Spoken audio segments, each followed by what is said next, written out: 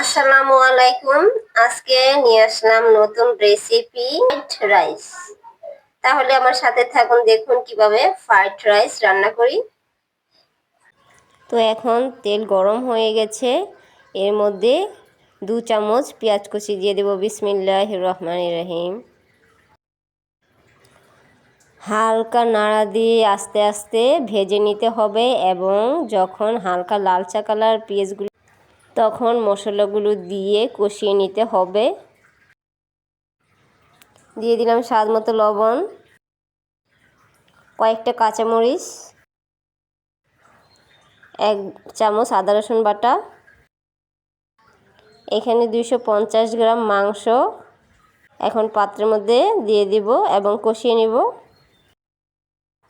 এখন নাড়া দিয়ে মিশ্রণ করে নিতে হবে।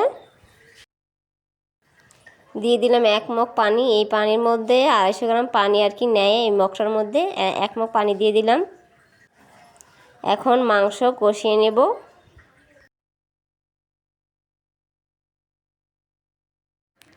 এখন এক এক করে সবজিগুলো দিয়ে দিব। দিয়ে দিলাম মটরশুঁটি, দিয়ে দিলাম একটা গাজর কুচি, দিয়ে দিলাম একটা আলু কুচি কাটা। এখন বাঁধাকপি কিছু অংশ কেটে দিয়ে দিলাম। এখন কয়েক খণ্ড পেঁয়াজের ফুল কেটে দিয়ে দিলাম। সব কিছু একসাথে মিশ্রণ করিয়ে কষিয়ে নিতে হবে।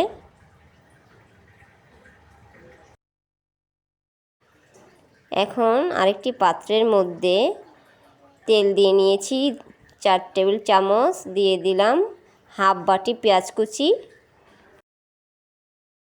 স্বাদ মতো লবণ, দিয়ে দিলাম গরম মশলা। এখন দিয়ে দিলাম কয়েকটা কাঁচামরিচ, 1 চামচ আদা রসুন বাটা। এখন সব কিছু একসাথে মিশ্রণ করে ভাজা ভাজা করে নিতে হবে মশলাগুলো। পেঁয়াজ ভাজা ভাজা হয়ে গেছে। এখন 500 গ্রাম পিওর চাল দিয়ে দিলাম, মিশ্রণ করে নিতে হবে। এই মগ দিয়ে 2 মগ পানি দিয়ে দিলাম। অনেকে চাইলে যে মগ দিয়ে চাল মেপে দিবেন, সেই মগের 2 মগ পানি দিলেই হয়ে যাবে, বা মেপে মেপে পানি দিলে হবে। এক মগ চালের মধ্যে 2 মগ পানি দিতে হবে। এখন মাংস কষানো হয়ে গেছে। কষানো মাংসের উপরে রাইসগুলো দিয়ে দিলাম। এখন আস্তে আস্তে মিশ্রণ করে নিব। রাইসগুলো মাংসের সাথে একসাথে মিশ্রণ করে নেব। কষানো মাংসের সাথে রাইসগুলো মিশ্রণ হয়ে গেছে। এখন ছোট ছোট বাটির মধ্যে উঠিয়ে নেব পরিবেশনের জন্য।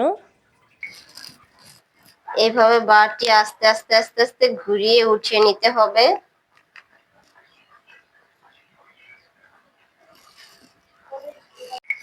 এই তো কি সুন্দর অসাধারণ তৈরি হয়ে গেল ফ্রাইড রাইস।